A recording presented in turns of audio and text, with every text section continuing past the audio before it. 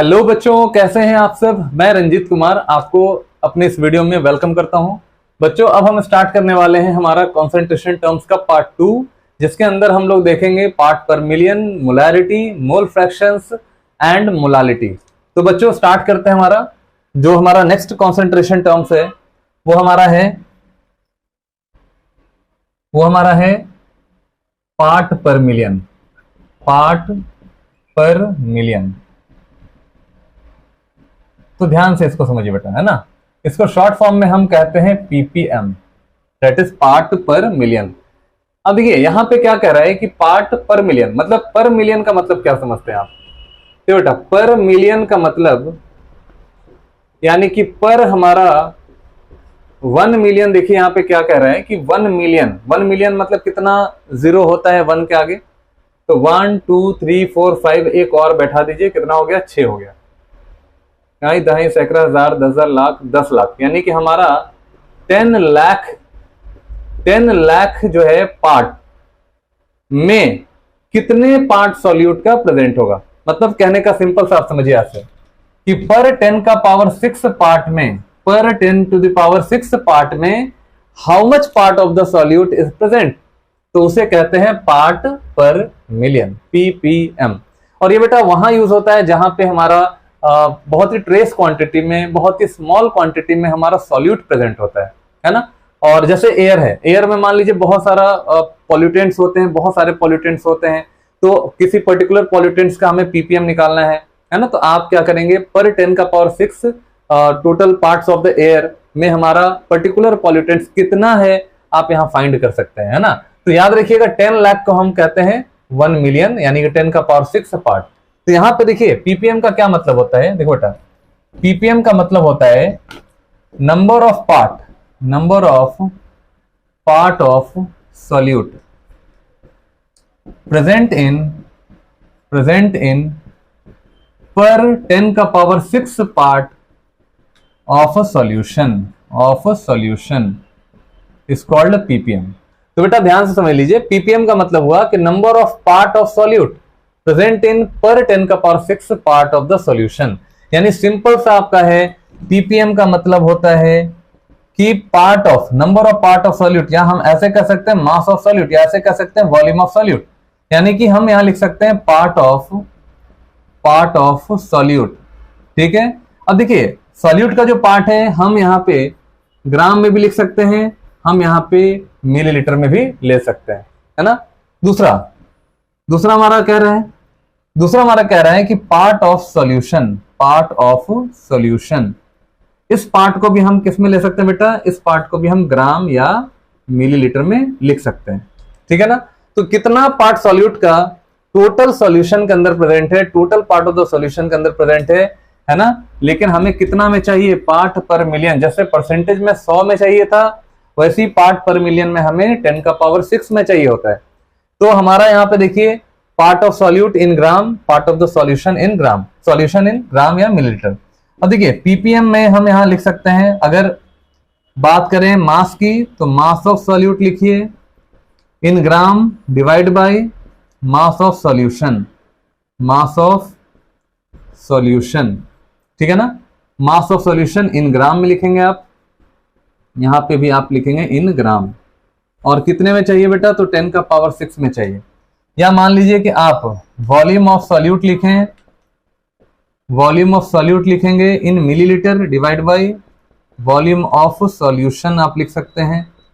कितने में चाहिए, तो 10 का पावर 6 में चाहिए। यानी तभी 10 का पावर 6 लिखेंगे तभी आपका पार्ट पर मिलियन कहलाएगा, यानी कि पर मिलियन में कितने पार्ट हमारा सॉल्यूट का प्रेजेंट है, दैट इज कॉल्ड पीपीएम। जैसे एक एग्जांपल से समझिए, मान लेते हैं हमारे पास एक एग्जांपल है, कह रहा है कि 15 ppm nitrogen dioxide gas in air है, इन एयर। इसका मतलब क्या समझते हैं बेटा, देखो इसका मतलब सिंपल सा है कि 15 पीपीएम NO2 का गैस प्रेजेंट है पर 10 का power 6 part of the air में। अगर आप इसको ग्राम में लिखना चाहते हैं तो 15 ग्राम आपका NO2 का प्रेजेंट है। कितना में प्रेजेंट है, तो 10 का पावर 6 ग्राम ऑफ एयर में। तो आप इसको देख लीजिए कितना ग्राम हो गया एयर का। मतलब पर इतने ग्राम ऑफ एयर में 15 ग्राम ऑफ आपका NO2 प्रेजेंट है। मान लीजिए कि एग्जांपल और दे रहे हैं, जैसे 10 ppm sulphur dioxide gas is present in air है। ठीक है बेटा। तो देखिए अगर हम मिलीलीटर की बात करते हैं तो 10 मिलीलीटर ऑफ SO2 प्रेजेंट है, SO2 प्रेजेंट इन पर 10 का पावर 6 ml ऑफ एयर। ठीक है ना, मतलब 10 का पावर 6 ml ऑफ एयर। अगर हम वॉल्यूम की बात करेंगे तो 10 का पावर 6 मिलीलीटर लेंगे, और SO2 जो हमारा पॉल्यूटेंट है उसको भी हम मिलीलीटर में ही लिखते हैं। तो याद रखिएगा अगर मिलीलीटर में है हमारा सॉल्यूशन को अगर हम रिप्रेजेंट कर रहे हैं तो हमें मिलीलीटर में ही सब कुछ लेना होगा, है ना। जैसे ऑक्सीजन मान लीजिए गैस हमारे डिसॉल्व है, सपोज करते हैं कि 0.002% हमारा, या ऐसा करते हैं मान लीजिए कि एग्जांपल है 0.02 पार्ट पर million O2 in water present है, O2 इन वाटर प्रेजेंट। इसका मतलब क्या समझते हैं?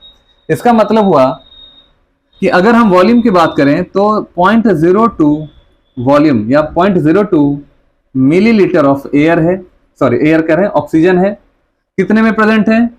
10 का पावर 6 ml ऑफ वाटर में प्रेजेंट है। यानी कि पर 10 का पावर 6 ml ऑफ वाटर में हमारा 0.02 ml ऑफ ऑक्सीजन प्रेजेंट होता है। इसी को कहते हैं पार्ट पर मिलियन। तो बेटा इन सब क्वेश्चन को हम लोग अभी करेंगे। जैसे एक सिंपल सा एक क्वेश्चन मैं आपको करके दिखाता हूं। यहां पे कह रहा है, यहां पे क्वेश्चन कह रहा है कि सपोज करते हैं 10% weight by weight of SO2 is present in air,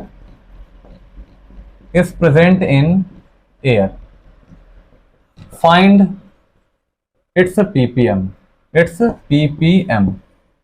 question कह रहा है कि 10% weight by weight of SO2 आपका दिया गया है और आपको इसका आंसर ppm में निकालना है। तो बेटा ध्यान से समझिए क्या कह रहा है कि सॉल्यूशन में कह रहा है कि मास ऑफ SO2 कितना दिया हुआ है? 10 ग्राम दिया हुआ है। ठीक है, मास हमारा 10 ग्राम है क्योंकि वेट बाय वेट है तो हर चीज हमें ग्राम में लिखना होगा। ठीक है, मास ऑफ सॉल्यूशन कितना है? मास ऑफ सॉल्यूशन यानी सॉल्यूशन हमारा एयर है तो बेटा मास ऑफ एयर लिखना होगा आपको। एयर हो गया आपका 10 का पावर 2 ग्राम यानी कि 100 ग्राम, यानी कि पर 100 ग्राम में 10 ग्राम SO2 का प्रेजेंट है। तो आप मेरे को ये बताइए कि हमारा जो ppm का आंसर होता है वो 10 का पावर 6 में होता है, यानी कि पर 10 का पावर 6 में कितने ग्राम हमारे SO2 के प्रेजेंट होंगे। जैसे यहाँ पे देखिए, यहाँ पे कह रहा है कि 1 ग्राम, देखो 1 ग्राम एयर में, यानी 1 ग्राम एयर में मेरा SO2 कितना होगा? तो SO2 हो जाएगा 10 डिवाइड बाय 10 का पावर 2, है ना। ये हमारा 1 ग्राम में हो गया। तो 10 का पावर 2 में इतने ग्राम है, ठीक है ना। 10 का पावर 2 में इतने ग्राम है, तो बताइए 1 ग्राम एयर में कितने होंगे? तो इतने ग्राम SO2 के होंगे, ठीक है ना। अब देखिए कह रहा है कि हमें निकालना कितने में है? हमें निकालना है बेटा 10 का पावर 6 में। हमें 10 का पावर 6 में चाहिए, यानी कि 10 का पावर 6 ग्राम ऑफ एयर में हमारा सॉल्यूट का मास कितना हो जाएगा? 10 डिवाइड बाय 10 का पावर 2 इंटू 10 का पावर 6, है ना। इसको सॉल्व कर लीजिए। 10 का पावर 7 माइनस 2 हो जाएगा कितना? 10 का पावर 5 ग्राम। ठीक है, तो ये चीज आपको अच्छे से समझना है कि अगर हम एयर का मास देखें तो पर 100 ग्राम में 10 ग्राम जो है वो SO2 का प्रेजेंट है। तो पर 10 का पावर 6 में कितना होगा? दिस इज योर ppm, यानी ये हम कह सकते हैं ये हमारा ppm होता है। This is your ppm। ठीक है, आई होप कि ये क्लियर हो गया होगा आपका ppm का कॉन्सेप्ट, है ना। तो ये चीज को ध्यान में रखिएगा। कभी कभी आपको ppb पे सवाल पूछा जाता है, ppb, तो याद रखिएगा ppb में हम लिखते हैं number of parts of solute divide by number of parts of solution, और इनटू कर देना बेटा। ध्यान से देखिए, इनटू कर दीजिएगा 10 का पावर 9। देखिए आपको यहां पे समझना है कि ppb का मतलब क्या है। b का मतलब होता है बिलियन, है ना, बी का मतलब बिलियन होता है।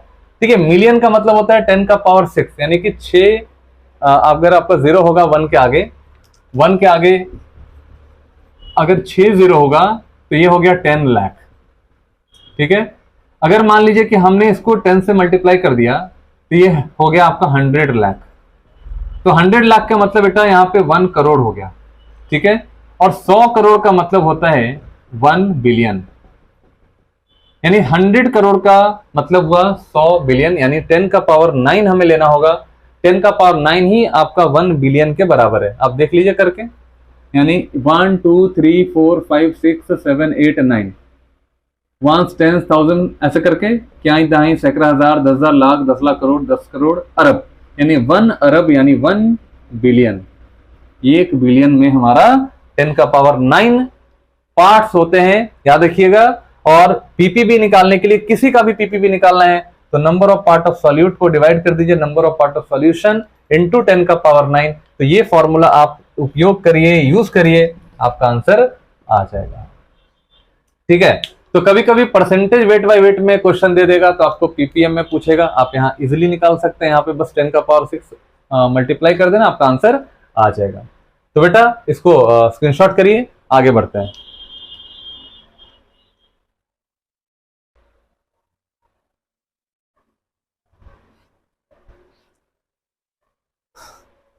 तो बेटा यहाँ पे अब हम बात करने वाले हैं कॉन्सेंट्रेशन टर्म्स में, नेक्स्ट हमारा मोल फ्रैक्शन। तो आइए स्टार्ट करते हैं मोल फ्रैक्शन। तो देखिए हम बात कर रहे हैं मोल फ्रैक्शंस की, है ना। देखिए मोल फ्रैक्शन, मोल फ्रैक्शन, और इसको हम एक्स से दिखाते हैं। तो बेटा ध्यान से देखिए, यहाँ पे हमारे पास सॉल्यूट है, इसे हमने सॉल्वेंट में डिसॉल्व कर दिया है, हमें मिल जाता है सॉल्यूशन। अच्छा, सॉल्यूट का नंबर ऑफ मोल सपोज करते हैं, सॉल्यूट का number of mole n of solute यानी मोल ऑफ सॉल्यूट। सॉल्वेंट का हम मोल लेते हैं n ऑफ सॉल्वेंट, और सॉल्यूशन में जो टोटल मोल है बेटा वो हमारा हो गया n of solute plus n of solvent. ये हमारा हो गया total moles of solution. Solution बनता है हमारा सॉल्यूट और सॉल्वेंट को मिलाकर। अब हमें ये सवाल पूछा जा रहा है कि जैसे देखिए हमारे पास एक कंटेनर है, इस कंटेनर में हमारे पास 2 तरह के गैस हैं या 2 तरह के लिक्विड हैं, 2 तरह के लिक्विड हैं। सपोज करते हैं यहाँ पे हमारा बी नाम का लिक्विड है जिसका नंबर ऑफ मोल जो है हमारा NB है, और ये हमारा सॉल्यूट है। हमेशा ध्यान रखिएगा बेटा एक बात की, बी जब भी लगाएंगे सॉल्यूट के लिए लगाते हैं, और ए जब भी लगाएंगे सॉल्वेंट के लिए लगाते हैं। तो हमारा ये जो सॉल्वेंट है ना, दिस इज और ए क्या हो गया, सॉल्वेंट हो गया। इस सॉल्वेंट का नंबर ऑफ मोल हमारा Na मान लेते हैं। This is your what, this is your solvent, ये हमारा सॉल्वेंट हो गया। चलिए अब फ्रैक्शन का क्या बोलता है। देखो फ्रैक्शन का मतलब, मोल फ्रैक्शन का मतलब क्या है कि किसी भी सॉल्यूशन के अंदर किसी पर्टिकुलर कंपोनेंट का मोल उस टोटल मोल में कितना है। ठीक है, फिर से एक बार समझ लीजिए, हमने कहा कि किसी सॉल्यूशन में किसी पर्टिकुलर कंपोनेंट का, चाहे ये किसी पर्टिकुलर कंपोनेंट का टोटल में क्या प्रेजेंट, कितना अमाउंट प्रेजेंट है, उसी को हम बोलते हैं मोल फ्रैक्शन, है ना। तो टोटल मोल में पर्टिकुलर का मोल जो होगा उसी को मोल फ्रैक्शन कहेंगे, है ना। जैसे देखिए हमारे पास सपोज करते हैं कि मोल फ्रैक्शन हमें निकालना है सॉल्यूट का। ठीक है, तो सॉल्यूट का मोल फ्रैक्शन निकालने के लिए हमें क्या करना पड़ेगा, हमें लिखना पड़ेगा मोल्स ऑफ सॉल्यूट, डिवाइड कर देंगे हम टोटल मोल्स। ठीक है बेटा ध्यान से समझ लीजिए, अगर सॉल्यूट का मोल फ्रैक्शन निकालना है तो सॉल्यूट का मोल लिखो और नीचे लिखिएगा टोटल नंबर ऑफ मोल, है ना। तो देखिए यहां पे सपोज करते हैं कि हमारा जो सॉल्यूट है वो हमारा बी है, यानी बी हमारा सॉल्यूट है। सपोज करते हैं कि हमारा बी सॉल्यूट है और ये हमारा सॉल्वेंट है। तो XB निकालने के लिए मोल ऑफ सॉल्यूट लिखेंगे, नीचे लिखेंगे आप टोटल मोल यानी Na plus NB। This is your mole fraction of B, ये हमारा B का मोल फ्रैक्शन हो गया। ठीक है, अच्छा मान लीजिए कि अगर सॉल्वेंट का निकालना चाहते हैं, मोल फ्रैक्शन ऑफ सॉल्वेंट का निकालना चाहते हैं, तो आप यहां लिखेंगे mole of solvent divide by total mole. तो ये हमारा हो गया मोल फ्रैक्शन ऑफ सॉल्वेंट, यानी हम यहां कह सकते हैं कि हमारा जो XB होगा, ध्यान से देखिए बेटा, यहां पे ऐसे करते हैं, थोड़ा सा इसको और डिटेल करके लिखते हैं, है ना। देखिए x of solvent, mole fraction of solvent बराबर होता है moles of solvent divide by total moles. ठीक है, तो सॉल्वेंट का हमारा मोल फ्रैक्शन एक्स ए लिखेंगे यहाँ पे, और यहाँ पे मोल्स ऑफ सॉल्वेंट कितना है बेटा, तो सॉल्वेंट का मोल हमारा है, सॉल्वेंट का मोल है Na divide by total mole हो गया हमारा Na plus Nb। This is a fraction, यानी कि पर्टिकुलर हमारा टोटल मोल्स जो सॉल्यूशन का है उसमें पर्टिकुलर का कितना मोल प्रेजेंट है, इसी को बोलते हैं मोल फ्रैक्शन, है ना। अब देखिए, तो ये हमारा फॉर्मूला हो गया मोल फ्रैक्शन का, है ना। अब देखिए, अब यहां आप जानते हैं कि जो मोल फ्रैक्शंस का सम होता है, देखो बेटा, सम ऑफ मोल फ्रैक्शन करके देखते हैं, यानी कि mole fraction of A plus mole fraction of B क्या होगा। तो मोल फ्रैक्शन ऑफ A क्या हो गया, mole of A by total mole Na plus Nb। उसी तरह से मोल फ्रैक्शन ऑफ B क्या हो जाएगा आपका, mole of B by total mole Na plus Nb। आप इसको सॉल्व करेंगे, यहाँ पे Na प्लस Nb आ जाएगा, और ऊपर क्या हो जाएगा बेटा, देखो Na और प्लस Nb आ जाएगा। इसको काट लीजिए, यहाँ पे हमारा वैल्यू आ जाएगा 1, यानी कि सम ऑफ मोल फ्रैक्शन जब भी होगा वो 1 के बराबर होगा, यानी यूनिटी होगा, है ना। तो यहाँ पे लिखेंगे XA प्लस, देखो बेटा यहाँ पे XA plus XB is equal to 1। XA plus XB हमारा 1 के बराबर होगा, यानी कि सॉल्यूट और सॉल्वेंट का जो सम ऑफ मोल्स फ्रैक्शन होंगे वो हमारे 1 के बराबर होंगे। अब देखिए कंपोनेंट, सपोज करिए there are lots of components, मान लीजिए आपके कंपोनेंट्स में बहुत सारे कंपोनेंट्स हैं, है ना। सपोज करते हैं कि हमारे पास कई सारे कंपोनेंट हैं, जैसे A कंपोनेंट है, B कंपोनेंट है, C कंपोनेंट है, D है, इस तरह से कई सारे कंपोनेंट्स मिलकर हमारा सॉल्यूशन बनाया है। अब यहाँ पे A का हमारा मोल है, A का मोल है Na, B का मोल है बेटा Nb, और C का मोल है हमारा Nc। आपसे कह रहा है कि तीनों का मोल फ्रैक्शन बताइए, तो आप मोल फ्रैक्शन कैसे निकालेंगे, XA निकालना होगा तो Na लिखेंगे by total mole Na plus Nb plus Nc। अगर आपको XB निकालना होगा तो आप B का मोल ऊपर लिखिए और टोटल मोल नीचे लिखिए, Nb प्लस Nc। मान लीजिए कि अगर C का मोल निकालना है तो Nc ऊपर लिखिए और total mole Na plus Nb plus Nc आपको नीचे लिखना है। तो इस तरह से करते हुए हम मोल फ्रैक्शन किसी का भी हम फाइंड कर सकते हैं। तो बेटा एक क्वेश्चन से हम स्टार्ट करते, देखिए क्वेश्चन कह रहा है कि A का 2 मोल गिवन है एंड B का 3 मोल गिवन है। आपको फाइंड करना है mole fraction of A and mole fraction of B। ठीक है, दोनों का मोल फ्रैक्शन आपको फाइंड आउट करना है। तो बेटा देखो मोल फ्रैक्शन ऑफ A क्या हो जाएगा, तो A का मोल फ्रैक्शन लिखने के लिए हमें A का मोल ऊपर लिखना होगा और टोटल मोल यानी 3 और 2 5 नीचे लिखना होगा। अगर हमें B का मोल फ्रैक्शन निकालना है बेटा तो सिंपल आप लिखेंगे B का मोल डिवाइड बाय टोटल मोल यानी कि 5 लिखेंगे।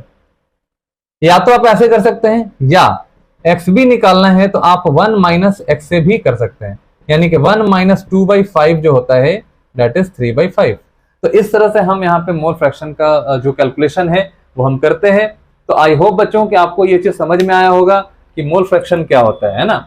तो ये हमारा मोल फ्रैक्शन का सिंपल सा कॉन्सेप्ट है। इसके ऊपर अभी हम लोग क्वेश्चन भी करेंगे, तो आइए पहले इसके स्क्रीनशॉट करिए, उसके बाद हम इससे रिलेटेड कुछ क्वेश्चंस करते हैं। लेकिन उससे पहले मैं आपको मोलारिटी और मोलालिटी का कॉन्सेप्ट मैं दूंगा, फिर इकट्ठे हम लोग सवाल करेंगे, है ना। चलिए नोट कर लीजिए इसको।